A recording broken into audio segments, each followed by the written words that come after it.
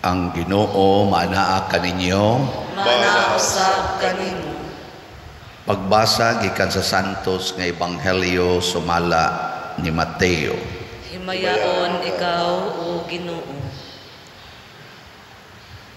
Si Jesus miingon sa iyang mga tinun-an, nakadungog kamo sa giingon kaniadto, mata bayrag mata ug ngipon bayrag ngipon. Apan karon sultihan ko kamo, ayaw panimalos sa nagbuhat kaninyo dautan. Kung sagpaon ang tuo mong aping, ipasagpa usab ang wala. Kung may mukiha kanimo aron mailog niya ang imong kamisin, ihatag usab kaniya ang imong kamisadintro. Kung pugson ka sa usa ka sundalo, pagdala sa iyang kasangkapan sa gilayon nga usa ka kilometro, pas-ana kini og 2 ka kilometro. Kung may muhangyo kanimo og usa ka butang, ihatag kini kaniya. Og ayaw balibari ang buot mohulam kanimo. Ang Ebanghelyo sa Ginoo. Dayon ikaw o Kristo.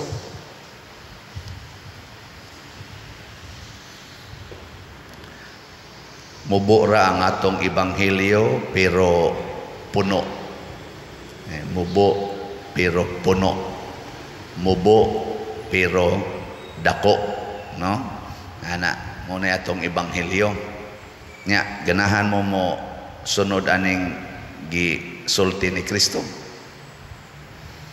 Kinsay ganang gihinay magito na kog basa kay para klaro. Pamilyar naman sad mo ani, sigihan man ni na kog balik-balik. Kinsay nahigugmang mosunod ani, taas ang kamot.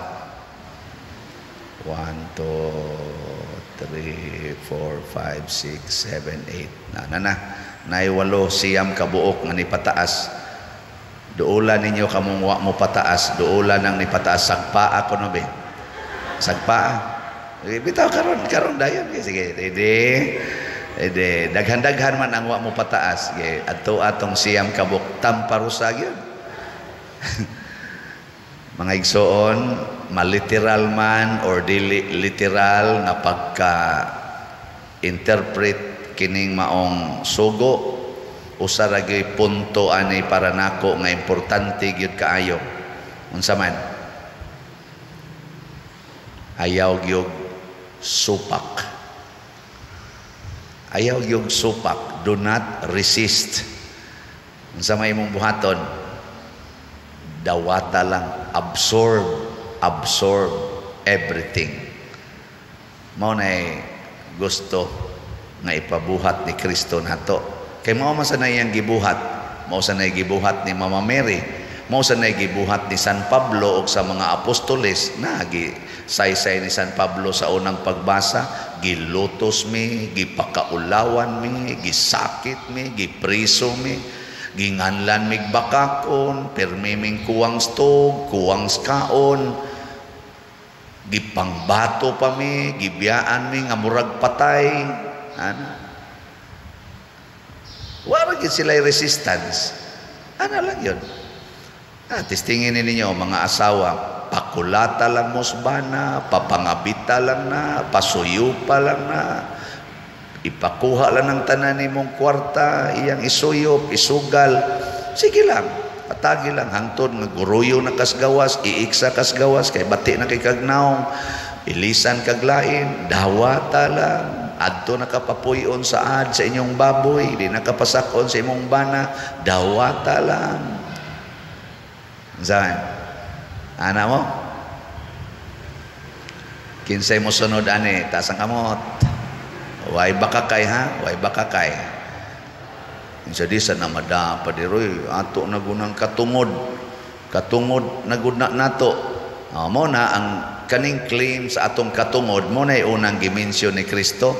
Ginaingon kaniadto panahon ni Moses, mata bayrag mata, ngipon bayrag ngipon. Kana mo ginay tawhanon. Kinsa gug kang muhimo na ko ana, do na koy katungod.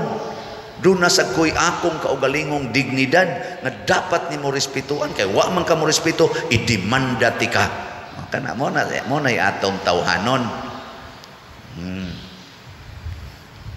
May mong sundo na an eye for an eye, a tooth for a tooth, or love your enemies.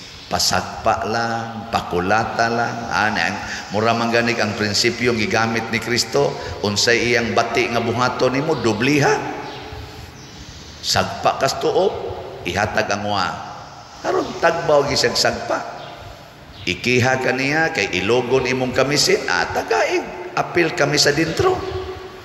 Murabag ka na bitang common nga sitwasyon sa mga nganing magkinihaay anang inheritance. Iyang gilahap 100 meters kuning iyang gilahap. Pila na kantidad ani? Gilahap niya 100 meters pag binahinay ninyo pun-i og 100 meters. Haron ma 200 meters kay iyang madawat. Zaman. Ingos Kristo pugson kag papasan sa usa ka sundalo nga buangon, iya kang papasanon sa iyang karga og usa ka kilometro, himo ang 2 ka kilometro. Ninduta na no, pirming pakapinan ba? Kanang nangutang nimo nga sigig saad wa gyud mo bayad, punay dugang og hatag. Ayaw nagpaningla, sige highatag. Punga-punga guna. Saan? Okay mana? Lingi ay mong tupad. Yung na okay ka anak. Sige na. Lingi ba? Personal ba?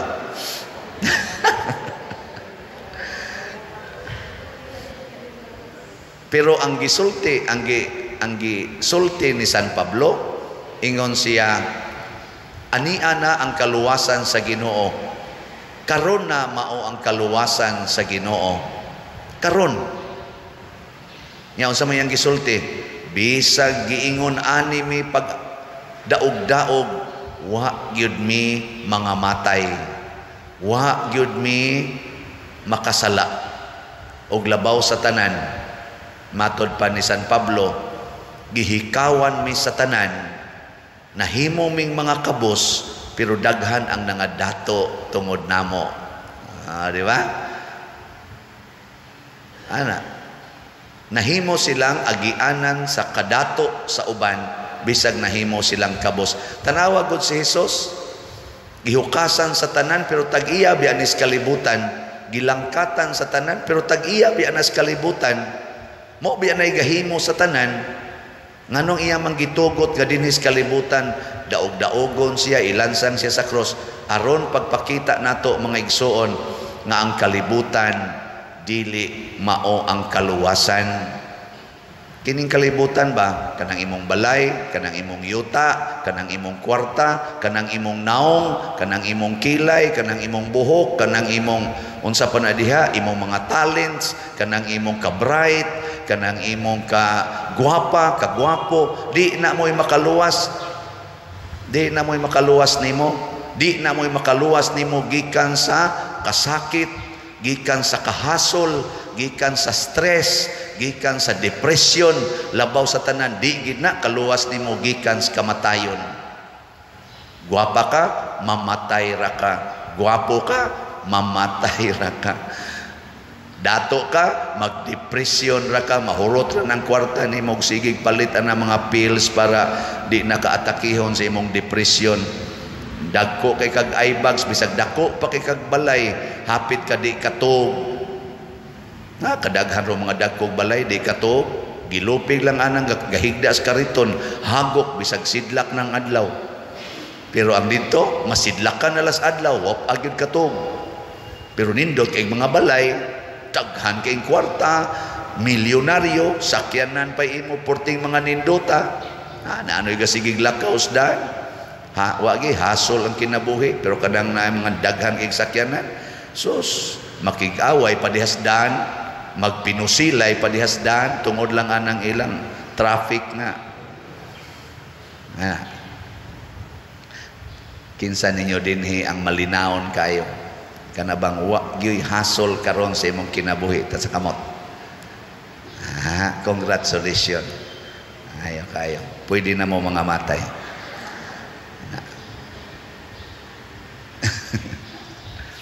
Sa ginagmay o sa dinagkong paagi, ato ning suwayag practice kay mauni ang kaluwasan dinhis kalibutan.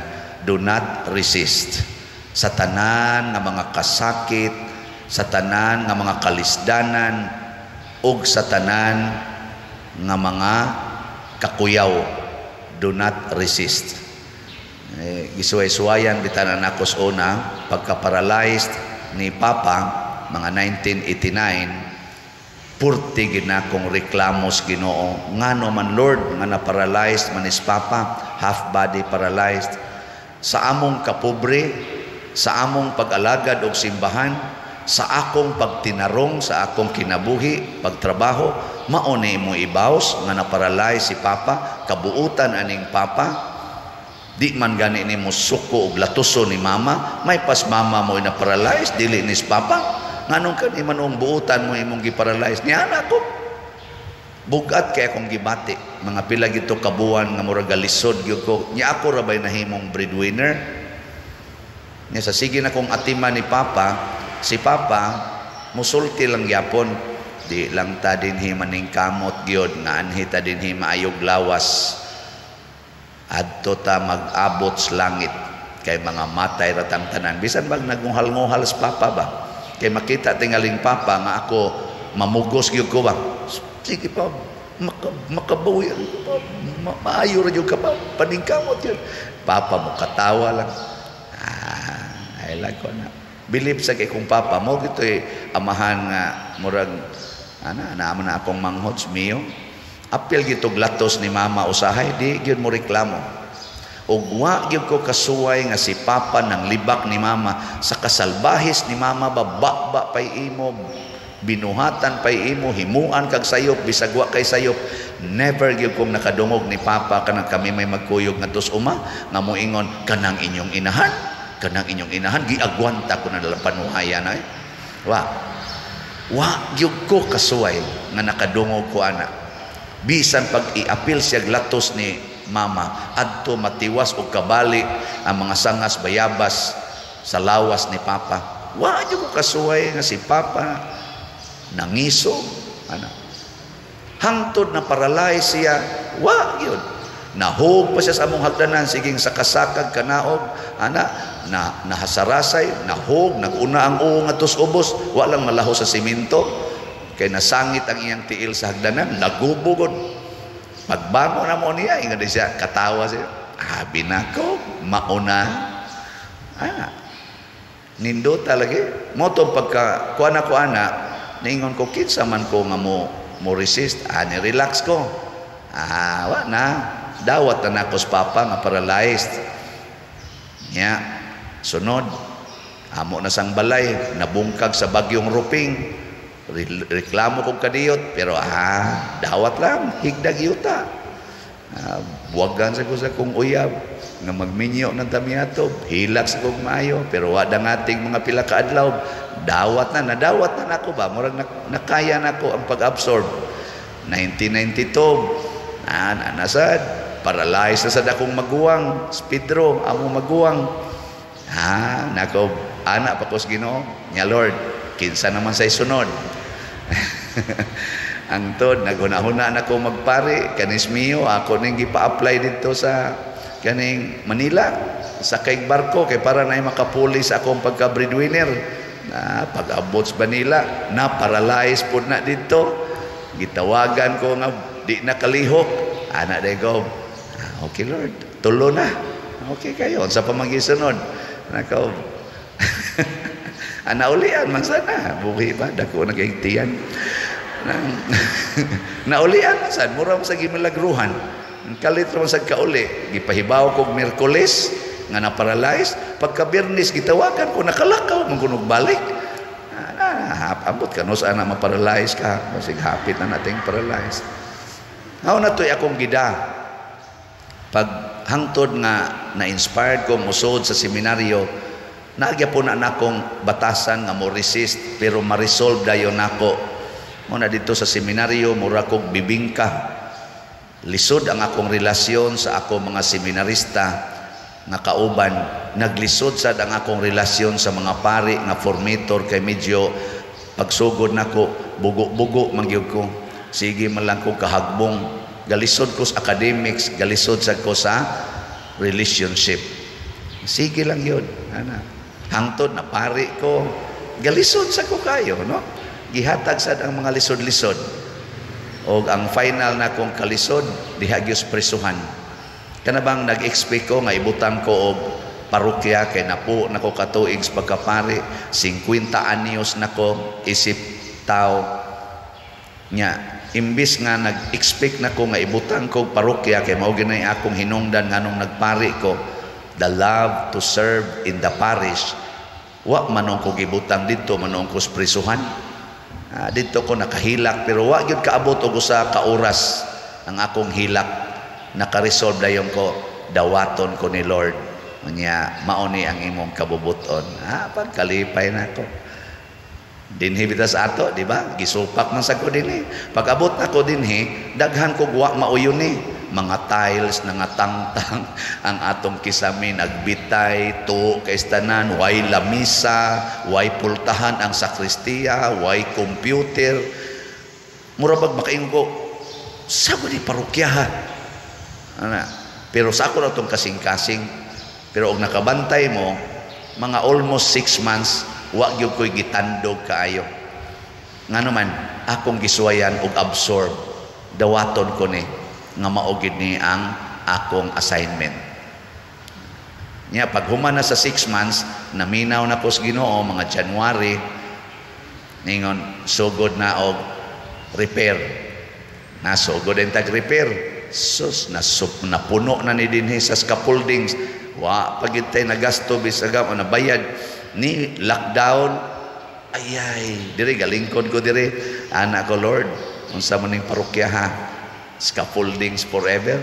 Ingon sang Ginoo, hilom niya. Concentrate sa imong pagkapari. Ay pagsigunahon na ang project. Ang imong pagkapari mo'y kuana siguro pagmisa diha, pagmisa. Ang saon pagkadungog sa akong parishioners ni sa Ingos Archbishop Palma online. Namo na og nagsunod-sunod na naingon ani ang tanan. Kato na sang ato dinhing conflict sa atong mga parishioners, siyagit-siyagitan pa ko dire, kabantay mo? Siyagitan, pakauwawan, ipost sa social media. Pero sa may akong gibuhat sa inyong naobserbahan, ihatag tanan, ihatag yung tanan. Mo lagi na tamparuson ka dire. Ari ipatamparos. Unsa may gusto ninyo? Kana o sige. Unsa pagyod? Sige. Unsa pagyod? Og ningon pa to ilansang ka na mo sa cross. Sige. Okay. Wa man sa doon malahos. Tanawa karon, di ba? Okay na kayo ta. Di ba? Mauna ang kaluwasan. Do not resist. Muna ang simbahan mo ingon gyud, why divorce?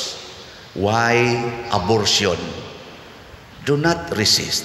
Gisakitan ka kay ana sa kay anak, additional dawata na, grasya na, kaluwasan na. Kung atong isamari, the cross is our salvation.